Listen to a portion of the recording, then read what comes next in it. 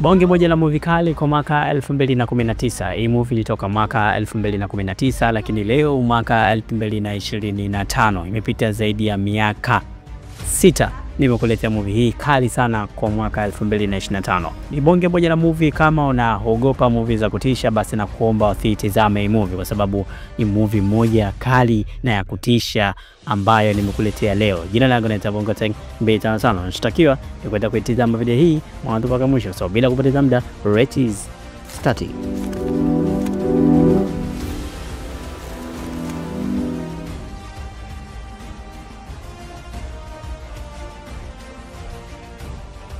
Hii ni movie kali ambayo utaweza kuitazama hii kwa mwaka huu 2025.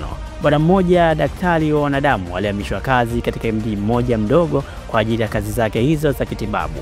Akahamia katika mji huo yeye na familia yake.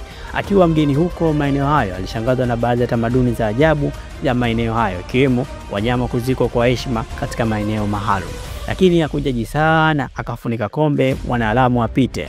Japo kuna matukio mengine mazito ya kutisha na kuogopesha, kama mfano kuamka na kujikuta na matope miguuni na mazauze hapa na pale katika huo mji. Baada ya kuishi hapo kwa siku kadhaa, asubuhi moja hapo alibaini paka anayependwa sana na mwanae amefariki dunia. Aliogopa kumwambia mkewe na mwanae kwa sababu ya mapenzi mazito aliyokuwa nayo kwa paka huyo. Isipokuwa alimwambia jirani yake huyu ambaye alishibana naye anaishi nyumba ya pili tu mtaa jirani. Jirani huyo alipoelezwa namna huyo paka alivyopendwa na mtoto wake na huyo daktari, aliingiwa na huruma na kumwambia kwa kumsaidia kwa kumwibia siri, kwa kumwambia kama vipi tukamzike huyo paka alafu tutaweza kumrudisha tena akiwa hai. Daktari aliogopa na kushtuka, lakini ili kumfanya mwanawe na furaha, mwenye furaha daima muda wote, akaridhika. Ambapo alipofika majira usiku, wote wawili kimya kimya walienda eneo hilo ambapo ukizika mtu anakuwa hai. Yani ukizika kitu chochote basi kinarudi tena kuwa hai. So mchezo.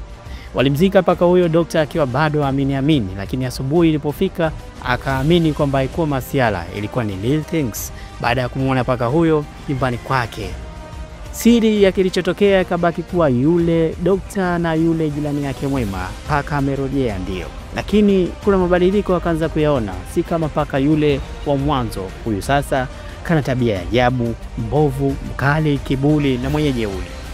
Hataki tena mazoea kiasi cha kujeruhi hata wenyeji wake. Daktari huyo akajutia kurejea kwa paka huyo, akataka kumuua, lakini akaamua kumbeba na kusafiri umbali mrefu kwenda kumtupa. Siku zikakata bila paka huyo kurejea. Siku moja mtoto wa kwanza daktari huyo na familia yake wakiwa wanasherehekea siku yake ya kuzaliwa, alipata kumuona paka huyo akiwa anarejea nyumbani. Kimya kimya akaamua kwenda kumfuata paka huyo aliyekuwa kasimama katikati ya barabara. Ghafla likapita gari kubwa la mzigo. Dereva huyo asiye na umakini akajikuta kasababisha ajali na kupelekea mtoto huyo kufariki. Baada ya tukio hilo, paka huyo akatoweka. Mji ukawa mchungu kwa daktari na mkewe. Baada ya mazishi ya mtoto wa daktari huyo, hakutaka tena kubaki mke wake katika huo mji wenye mauzauza. Akaamua kuondoka yeye na mwanae mmoja aliyebaki, ili afute upesi, ili afute ile kumbukumbu mabaya ya kifo cha mwanae. Daktari alibaki mwenyewe nyumbani hapo, lakini akiwa na ajenda asili bila kumhusisha mkewe. Kimya kimya akaenda kumchukua mwanae eneo alilozikwa na kwenda kumzika eneo lile ambalo linalorejesha watu waliokufa.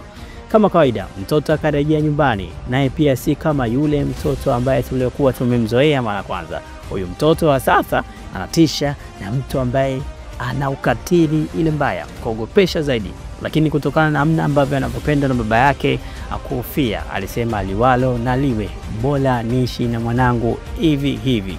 Shida ni baada ya mama yake kuja ghafla na kumkuta mwanae huyu ambaye tayari alishafariki, lakini sasa anafanya vitendo vya kikatili kwa wanaopinga urejeo wake, ikiwa ni kuua mpaka majirani zake. Haitoshi, anataka kuamua kuoa wazazi wake katika eneo lile ambalo akawazike na kuwarejesha ili waweze kuwa kitu kimoja. Badala vizingiti ndio linaanzia hapo. Hii bonge moja la movie ambayo utaweza kuitazama ndani ya siku hii na kwenda kuenjoy wewe na familia yako. Jina langu naitwa Bongo Tech 255. Kwa masuala mbalimbali ya teknolojia kwa lugha nyepesi kabisa ya Kiswahili. Sasa kwenda kutufollow hapo, kulike, kusubscribe, kucomment na kushare ili uweze kujifunza nasi. Asanteni, natakia siku njema.